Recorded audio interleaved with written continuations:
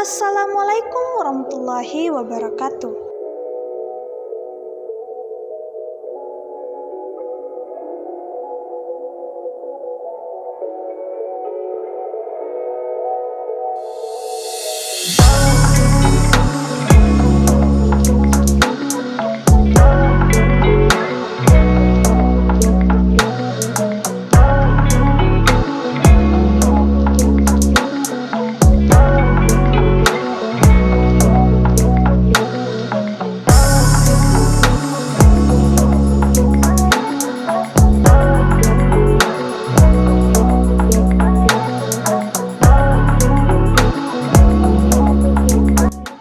Halo Sobat Mahasiswa, kami mahasiswa Institut Agama Islam Negeri Boner.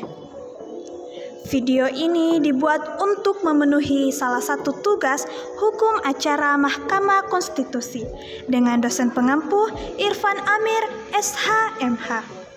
Tugas ini dikerjakan yang masing-masing memiliki dan memenuhi tugasnya.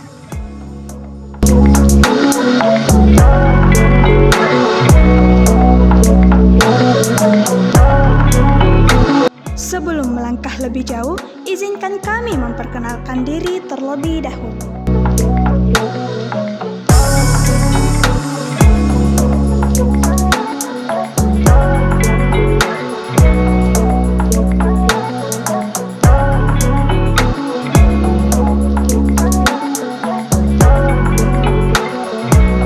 Langsung saja, ini dia video dari kami. Pemberhentian Presiden sebelum perubahan Undang-Undang 1945. Perlu teman-teman sekalian ketahui bahwasanya sebelum amandemen Undang-Undang 1945 memberikan kekuasaan politik yang besar kepada Presiden dan Wakil Presiden dalam menjelaskan fungsi dan tugas pemerintahan. Nah, pemberhentian kewenangan tersebut rupanya tanpa dibarengi dengan batasan-batasan konstitusi yang memadai terhadap penggunaannya, ya, dan mempunyai sebuah implikasi wewenang tersebut menjadi meluas di berbagai bidang, termasuk di bidang-bidang yang lainnya. Nah, kemudian zaman pemerintahan Presiden Soekarno dan Soeharto telah cukup membuktikan bahwa Undang-Undang 1945 membuka peluang besar terjadinya penyelewengan jabatan. Nah, kemudian ditambah lagi dengan kenyataannya bahwa Undang-Undang 1945 sebelum perubahan tidak mengatur secara jelas dan tegas pemberhentian Presiden dan Wakil Presiden dalam masa jabatannya. Nah, kemudian dilihat dari pasal 8 Undang-Undang 1945 sebelum amandemen menyatakan bahwa jika Presiden mangkat berhenti atau sudah dapat melakukan kewajibannya dalam masa jabatannya, ia dipanggil oleh Wakil Presiden sampai habis, dalam artian diganti Presiden oleh yang menggantilah Wakil Presiden sampai akhir masa jabatannya. Dari ketentuan tersebut, kata berhenti secara implisit memberikan kemungkinan bagi seorang presiden diberhentikan di tengah jalan, yaitu bisa berhenti karena mengundurkan diri maupun berhenti karena diberhentikan. Nah, Wakil Presiden apabila dibuktikan telah melanggar garis atau GGBH atau garis besar haluan negara dalam sejarah, dan mengingat dari sejarah ketatanegaraan Indonesia, paling tidak terdapat 2 presiden yang diberhentikan dalam masa jabatannya. Yang pertama dalam Insinyur Soekarno, dan yang kedua adalah Kiai Haji Abdurrahman Wahid atau Gus Dur. Pemberhentian Presiden dan Wakil Presiden setelah perubahan Undang-Undang Dasar 1945. Pemberhentian Presiden dan Wakil Presiden dalam masa jabatannya diatur dalam perubahan keempat Undang-Undang Dasar 1945 dalam pasal 7A, 7B, dan 24C. Hal ini dapat dikatakan bahwasanya Presiden dan Wakil Presiden dapat diberhentikan sebelum habis masa jabatannya. Pengaturan tentang pemberhentian Presiden dan Wakil Presiden dalam pembukaan Undang-Undang Dasar 1945 merupakan perwujudan dari instrumen sistem pemerintahan presidensil, di mana hal ini sesuai dengan salah satu kesepakatan arah tentang perubahan Undang-Undang Dasar 1945, yaitu untuk memurnikan dan menguatkan sistem presidensil dalam spesifik sistem presidensil, yaitu adanya sistem pemisahan kekuasaan, yaitu adanya hubungan yang sejajar antara lembaga eksekutif dan lembaga legislatif. Kemudian salah satu ciri utama dari sistem presidensil adalah masa jabatan presiden dan wakil presiden ditentukan fixed term of office. Berdasarkan Undang-Undang Dasar 1945, masa jabatan presiden dan wakil presiden yaitu ditentukan 5 tahun, di mana 5 tahun dan hanya dapat dipilih kembali dalam masa jabatan yang sama untuk 1 kali masa jabatan. Hal ini dapat dikatakan bahwasanya presiden dan wakil presiden tidak dapat diganggu gugat kecuali ada alasan yang ditentukan dalam Undang-Undang Dasar 1945 mengenai pemberhentian presiden dan wakil presiden dalam masa jabatannya. Oleh karena itu, pemberhentian presiden dan wakil presiden dilakukan dalam hal-hal yang khusus, dalam artian hal ini tidak diinginkan untuk terjadi. Namun bila mana hal ini terjadi, maka presiden dan wakil presiden harus melaksanakan prinsip dari equality before the law. Kemudian pasal 7A dan 7B menjelaskan mengenai pemberhentian presiden dan wakil presiden, di mana dalam pasal 7A ini menyatakan bahwasanya presiden dan wakil presiden dapat diberhentikan dalam masa jabatannya oleh Majelis Permusyawaratan Rakyat atas usul Dewan Perwakilan Rakyat apabila terbukti telah melakukan pelanggaran hukum berupa pengkhianatan kepada rakyat, korupsi, penyuapan, tindak pidana berat lainnya, atau perbuatan tercela, maupun apabila tidak lagi memenuhi syarat untuk menjadi presiden dan wakil presiden. Kemudian dalam pasal 7B mengatur mengenai mekanisme pemberhentian presiden dan wakil presiden. Nah, dari pasal 7A dan pasal 7B tersebut dapat dikatakan bahwasanya pemberhentian presiden dan wakil presiden melalui 3 tahapan, di mana tahapan pertama yaitu Dewan Perwakilan Rakyat, di mana tahapan ini yang dilakukan oleh Dewan Perwakilan Rakyat sebagai perwujudan manifestasi dari fungsi pengawasan yang dilakukan oleh Dewan Perwakilan Rakyat, di mana dalam melaksanakan tugas dan fungsinya ini, apabila Dewan Perwakilan Rakyat menemukan pelanggaran hukum dan syarat-syarat yang tidak lagi dipenuhi oleh presiden dan wakil presiden, maka DPR wajib mengusulkan pemberhentian presiden dan wakil presiden kepada Mahkamah Konstitusi, di mana hal ini dilaksanakan dalam sidang paripurna yang dilaksanakan dalam 2/3 anggota dan disetujui dalam 2/3 anggota yang hadir. Namun hal ini diatur lebih tegas lagi dalam Undang-Undang Nomor 27 Tahun 2009 tentang MPR, DPR, DPD dan DPRD, di mana pasal 184 ayat 4 berbunyi undang-undang tersebut menyatakan bahwa hak menyatakan pendapat tentang pelanggaran hukum oleh presiden dan wakil presiden yang tidak lagi memenuhi syarat atau melakukan pelanggaran hukum dihadiri dalam 3/4 anggota DPR dan 2/3 anggota yang hadir. Kemudian yang kedua yaitu pelaksanaan dalam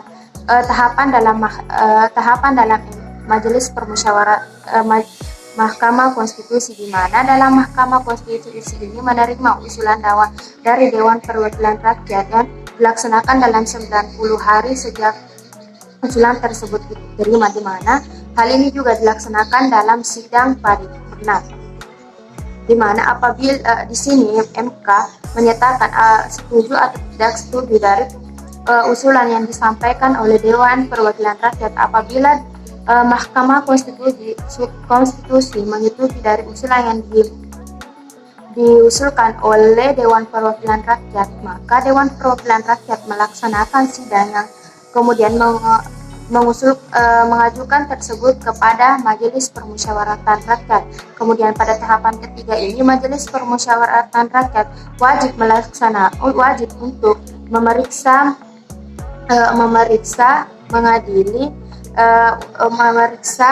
dan mengadili usulan yang diterima oleh dari Dewan Perwakilan Rakyat ini, yang kemudian dilaksanakan dalam sidang paripurna yang dihadiri dari 3/4 anggota dan disetujui dari 3/4 anggota yang hadir, di mana di sini Presiden dan Wakil Presiden diberikan kesempatan untuk menyampaikan pendapatnya atas usulan yang diberikan oleh Dewan Perwakilan Rakyat.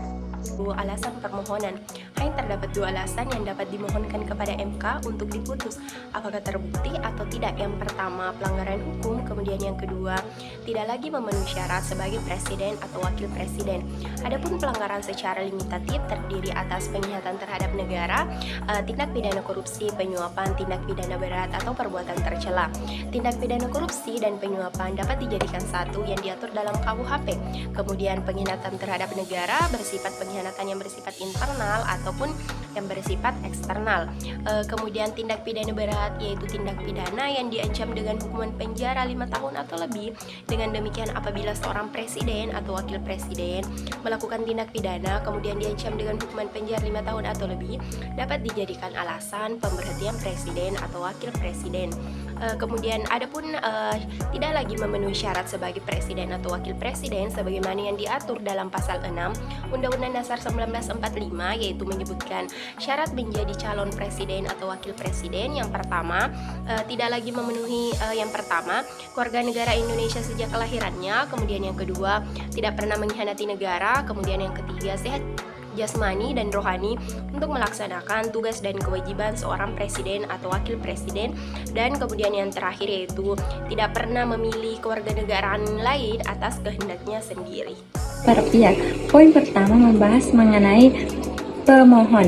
Yang ditindak sebagai pemohon dalam persidangan Mahkamah Konstitusi adalah DPR, Dewan Perwakilan Rakyat, di mana DPR sebagai pemohon juga bertindak sebagai pemutus perkara, yakni tuduhan yang diajukan DPR diputus secara konstitusional oleh MPR, tetapi MPR atau Majelis Permusyawaratan Rakyat adalah pengadilan yang mengutamakan rakyat tentang pelanggaran presiden dan wakil presiden, karena salah satu fungsi Dewan Perwakilan Rakyat ialah berfungsi sebagai pengawasan. Yang poin kedua yaitu presiden dan wakil presiden. Pihak yang diajukan pendapat adalah presiden dan wakil presiden, di mana kedudukan presiden adalah sebagai termohon atau kedudukan wakil presiden adalah termohon. Pendapat DPR dapat diajukan hanya kepada presiden. Pendapat DPR hanya dapat diajukan hanya kepada wakil presiden atau hanya kepada kedudukannya yaitu presiden dan wakil presiden. Sesuai dengan hukum acara Mahkamah Konstitusi yang bersifat umum, permohonan harus diajukan secara tertulis dalam bahasa Indonesia oleh pemohon atau kuasanya kepada Mahkamah Konstitusi. Permohonan tersebut ditandatangani oleh pemohon atau kuasanya dalam 12 rangkap. Di dalam permohonan tersebut, sekurang-kurangnya harus meliputi nama dan alamat pemohon, perihal yang menjadi dasar permohonan, dan hal-hal yang ingin diputus. Permohonan tersebut juga harus disertai dengan alat bukti yang mendukung. Panitia Mahkamah Konstitusi akan memeriksa kelengkapan permohonan yang telah diterima. Apabila terdapat kekurangan kelengkapan, pemohon wajib melengkapi dalam waktu 3 hari kerja setelah pemberitahuan kekurangan kelengkapan tersebut. Permohonan yang lengkap akan dicatat dalam buku registrasi perkara konstitusi. Di dalam permohonan tersebut, pemohon juga harus menyertakan keputusan DPR dan proses pengambilan keputusan mengenai pendapat DPR, sebagaimana dimaksud dalam pasal 7B Undang-Undang Dasar 1945, berita acara rapat DPR. Dengan demikian, dapat diketahui bahwa pendapat DPR tersebut telah melalui proses pengambilan keputusan yang sah. Selain itu, permohonan juga harus disertai dengan alat bukti yang mendukung mengenai dugaan pelanggaran hukum atau kondisi presiden dan atau wakil presiden tidak lagi memenuhi syarat. Dengan demikian, permohonan DPR harus dilampiri alat bukti yang mendukung yang meliputi: yang pertama, Risalah dan atau berita acara proses pengambilan keputusan DPR bahwa pendapat DPR didukung sekurang-kurangnya 2/3 dari jumlah anggota DPR yang hadir dalam sidang paripurna yang dihadiri oleh sekurang-kurangnya 2/3 dari jumlah anggota DPR. Yang kedua, dokumen hasil pelaksanaan fungsi pengawasan oleh DPR yang berkaitan langsung dengan materi permohonan. Yang ketiga, risalah dan atau berita acara rapat DPR. Dan yang keempat, alat-alat bukti mengenai dugaan pelanggaran hukum presiden dan atau wakil presiden, atau alat bukti bahwa presiden dan atau wakil presiden tidak memenuhi syarat sebagai presiden dan atau wakil presiden yang menjadi dasar pendapat DPR. Proses tahapan persidangan permohonan. Nah, permohonan yang telah dinyatakan lengkap kemudian dicatat dalam buku registrasi perkara konstitusi yang biasa disingkat dengan BRPK, kemudian disampaikan kepada Presiden oleh Panitera MK dalam jenjang waktu 3 hari waktu kerja sejak dicatat dalam BRPK. Presiden dan Wakil Presiden harus menyampaikan tanggapannya secara tertulis kepada MK paling lambat sehari sebelum sidang pertama dimulai. Nah, MK menetapkan hari sidang pertama paling lambat 7 hari waktu kerja sejak permohonan tersebut diregistrasi. Ketentuan ini berbeda dengan hukum acara yang bersifat umum yang menentukan penetapan sidang pertama paling lambat 14 hari sejak diregistrasikan. Nah, penetapan sidang pertama diberitahukan kepada pihak-pihak dan diumumkan kepada masyarakat melalui papan pengumuman MK. Persidangan ini dilakukan oleh pleno hakim MK yang dihadiri langsung sekurang-kurangnya 7 hakim konstitusi dan dipimpin oleh Ketua MK. Persidangan ini ditentukan melalui 6 tahapan. Yang pertama yaitu sidang pemeriksaan pendahuluan, yang kedua tanggapan oleh Presiden dan Wakil Presiden, yang ketiga pembuktian oleh DPR, kemudian yang keempat pembuktian oleh Presiden dan Wakil Presiden, dan yang kelima kesimpulan dari DPR maupun Presiden dan Wakil Presiden, dan yang terakhir yaitu pengucapan putusan. Baik, selanjutnya di sini saya akan menjelaskan materi mengenai putusan. Putusan terhadap perkara pendapat DPR mengenai dugaan pelanggaran hukum atau kondisi Presiden dan Wakil Presiden tidak memenuhi syarat. Terdapat 3 kemungkinan putusan yang dapat dijatuhkan oleh MK. Yang pertama, apabila MK berpendapat permohonan tidak memenuhi syarat dari sisi pemohon dan permohonan, maka amar putusannya menyatakan permohonan tersebut tidak dapat diterima. Kemudian yang kedua, apabila MK memutuskan bahwa Presiden dan Wakil Presiden terbukti melakukan pelanggaran hukum atau terbukti tidak lagi memenuhi syarat sebagai pendapat DPR, maka amar putusan MK adalah menyatakan membenarkan pendapat DPR. Kemudian yang ketiga, apabila MK memutuskan bahwa Presiden dan Wakil Presiden tidak terbukti melakukan pelanggaran hukum atau tidak terbukti tidak lagi memenuhi syarat seperti pendapat yang diajukan oleh DPR, maka amar putusan MK menyatakan permohonan tersebut ditolak. MK harus memutus perkara ini dalam jenjang waktu 90 hari sejak permohonan dicatat dalam buku registrasi perkara konstitusi. Nah, putusan MK ini tentang perkara ini wajib disampaikan kepada DPR dan Presiden dan Wakil Presiden. Putusan MK ini bersifat final secara yuridis dan mengikat bagi DPR selaku pihak yang mengajukan permohonan. Dengan demikian, DPR hanya dapat mengajukan usul pemberhentian Presiden dan Wakil Presiden apabila MK memutus dan menyatakan membenarkan pendapat DPR. Tetapi apabila MK memutuskan bahwa Presiden dan Wakil Presiden tidak terbukti seperti pendapat DPR, maka DPR tidak dapat mengajukan usul pemberhentian kepada MPR. Itu dia video presentase dari kami. Sekian dan terima kasih.